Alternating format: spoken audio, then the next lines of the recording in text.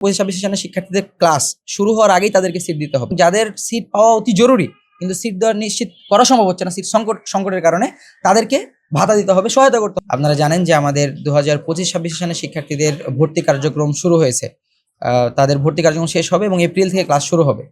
তো আমাদের কনসার্নটা ছিল যে তাদের সিট বিষয়ে তাদের যাতে আবাসন সমস্যার সমাধান করা হয়। আমরা কেন এই বিষয়ে স্মারকলিপি দিলাম, এর প্রধান কারণ হচ্ছে যে এখন পর্যন্ত আমরা প্রশাসনকে নিজ উদ্যোগী হয়ে নতুন বর্ষের শিক্ষার্থীদের সিট সিস্টেমটা কেমন হবে তা ডেভেলপ করতে দেখি নাই। আগে যেভাবে চলতো এখনো সেভাবে চলতেছে। নতুন কোনো শিক্ষার্থীদের প্রচেষ্টায় বা হচ্ছে যে হল সংসদগুলোর প্রচেষ্টায় তারা কিছুটা উদ্যোগী হয়েছে, অর্থাৎ তাদের ত্বরিত গতি দেখা যাচ্ছে। বাট এই জায়গাগুলোতে সিস্টেমেটিক কোনো বা পলিসিগত কোনো ডেভেলপমেন্ট আমরা দেখি নাই। তো সেই জায়গা থেকে আমরা কনসার্ন উদ্বেগ প্রকাশ করেছি এবং বলেছি যে আমাদের দুইটা দাবি আছে। এক নম্বর হচ্ছে 2025-26 সালের শিক্ষার্থীদের ক্লাস শুরু হওয়ার আগেই তাদেরকে সিট দিতে হবে। ভর্তি সম্পন্ন হয়ে যাবে 8-10 তারিখের মধ্যে অনলাইন ফি, তারপর 29-30 তারিখ ভাইবা আছে।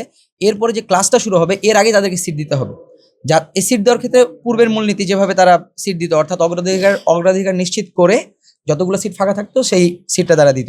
এক্সট্রিম মশার কয়েল প্ল্যান্ট ফাইবার দিয়ে তৈরি, ডেঙ্গু চিকুনগুনিয়া বাহি সহ যে কোনো মশার বিরুদ্ধে দেয় এক্সট্রিম সুরক্ষা। দ্বিতীয়ত হচ্ছে যে এই অগ্রাধিকার ভিত্তিতে যাদের এই ক্যাটাগরি বা খুব ইমার্জেন্সি সিট পাওয়া দরকার কিন্তু তারা সিট পাচ্ছে না, তারা যে অসহায়ত্বের মধ্যে থেকে যাচ্ছে এটা দূর করার জন্য প্রশাসন তাদেরকে সহায়তা করবে।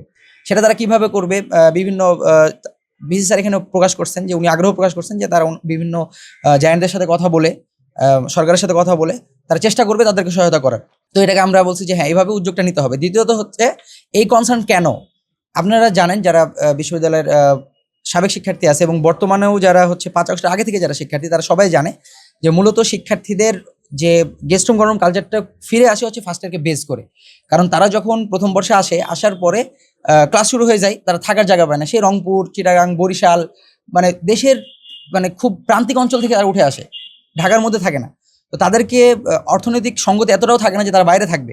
তখন তাদেরকে প্রলোভন দেখানো হয় যে আমরা তোমাদেরকে রাখবো হলগুলোতে থাকার ব্যবস্থা করে দেবো। অনেক সময় মানবিক কারণে এটা বেসমেন্ট তৈরি হয়ে যায়, মোরাল গ্রাউন্ড তৈরি হয়ে যায়, এরকমও হয়ে যায়। তো দেখা যায় থাকতে দিয়ে তাদেরকেই আবার ইউজ করা হয় পলিটিক্যাল বিভিন্ন কারণে। তো এই জিনিসটা আমাদেরকে খুব বেশি উদ্বিগ্ন করতেছে যে প্রশাসন যদি এগুলো নিয়ে এখনো না ভাবে তাহলে কখন ভাববে।